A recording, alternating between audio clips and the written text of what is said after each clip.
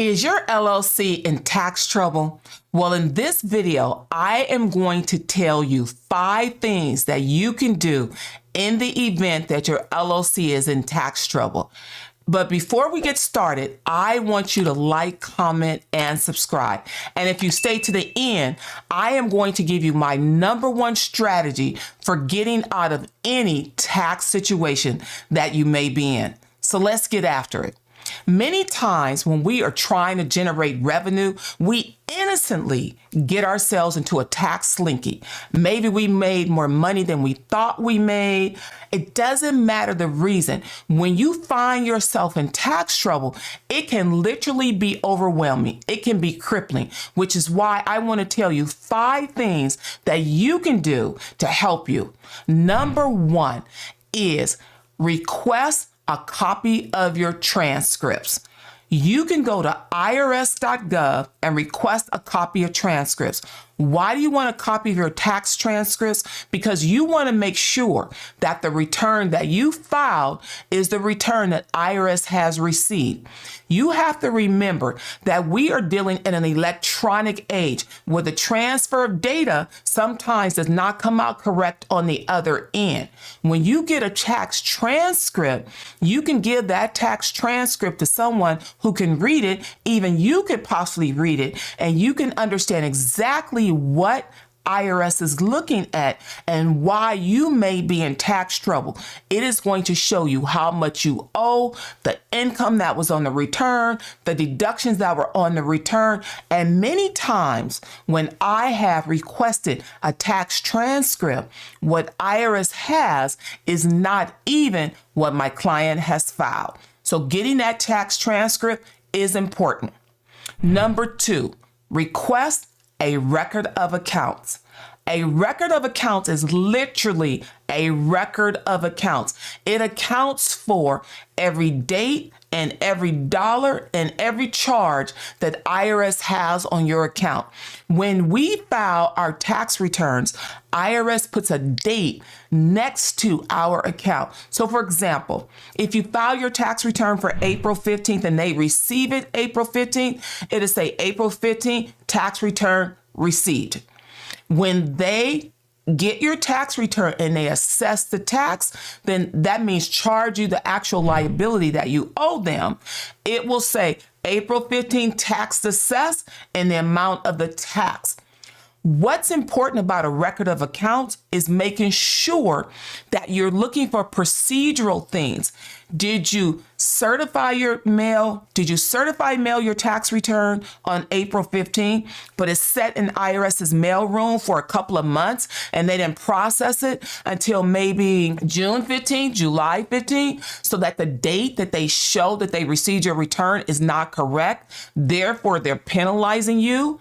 Did they assess you interest and penalties and you didn't owe interest and penalties because maybe they received your payment late?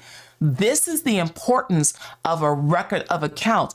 It allows you to kind of go through and audit what IRS is showing on your account so you can make sure that it's accurate, because many times just procedural things can drive your tax bill up and you're wondering why you owe so much money, and that could be potentially the reason. #3, set up an installment agreement. An installment agreement is a powerful tool to use. If you find yourself owing money to the IRS and you're panicking because you're thinking, I can't afford to pay this right now. You don't want to file your tax return. Maybe you're scared. You don't even know how much you owe and you're just worried. When you know you have a solution where you can literally set up an installment agreement where you're going to make an agreement with IRS on how much you're going to pay them on a monthly basis. And here's the thing, people. IRS is willing to let you go on an installment agreement on a basic level up to 72 months, which is basically a good period of time to be able to pay them off. So let's say, for example, that you owe IRS $10,000, okay? You file your tax return, you owe them $10,000, you're like, oh crap, I can't afford to pay them. But knowing you can file an installment agreement form and you can request an installment agreement, and you take that $10,000 over, say, 60 months or 72 months, you may owe IRS $600, you may owe IRS $700. Your monthly fee is going to be low. So you now know you can pay IRS monthly. Yes, they're going to charge you penalties. Yes, they're going to charge you interest, but I am going to tell you the penalties along with the interest is going to be a lot less than you not filing a return. Because when you don't file a tax return and you owe, the penalties and interest are higher. So recognize the fact that you can use an installment agreement as a tool to mitigate the amount that you're going to have to pay out the door right away. The fourth thing that you can utilize is an offer and compromise. If you filed your LLC return and you're owing a lot of money, like, oh my gosh, there's no way in the world that I could pay that much money. I can't pay it today, and tomorrow is not looking good either. Then you're going to request an offer in compromise. You're going to fill out form 656. And this is where you're going to negotiate to pay a lot less of what you owe to compromise the entire tax.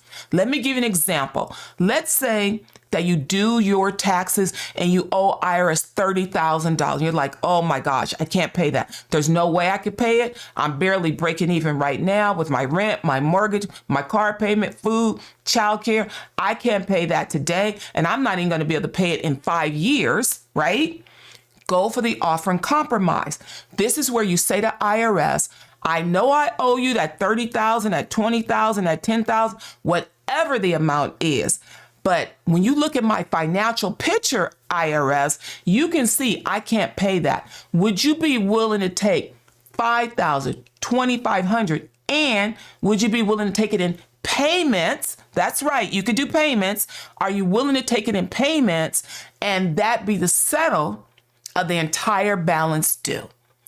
Offer and compromise, a very important tool to help you when you just cannot pay IRS. You can get that monkey off your back. The fifth thing that you can do, and this is a very powerful tool, is called FOIA, Freedom of Information Act request. A FOIA request, F freedom, O of information, I Act.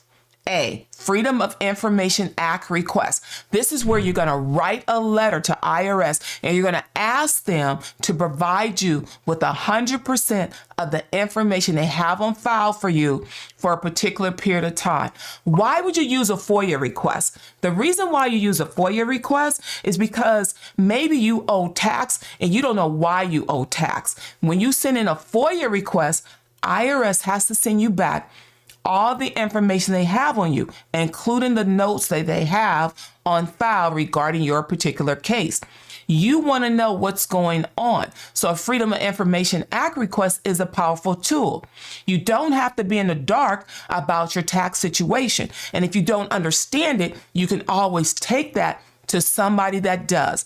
But getting a Freedom of Information Act request out so you can find out why your LLC is in a slinky, so you can find out why you owe all of this tax is so important, because many times we can solve the problem once we find out the why. But if we don't know the why, we cannot solve the problem. So it's so important for you to find out the why. It's critical to understand the tools that you can utilize when you owe IRS and you find your LLC is in IRS trouble. The things that you want to do: request a record of accounts, request a copy of your transcripts, know that you can do an installment agreement if you owe more in your LLC than you can afford to pay.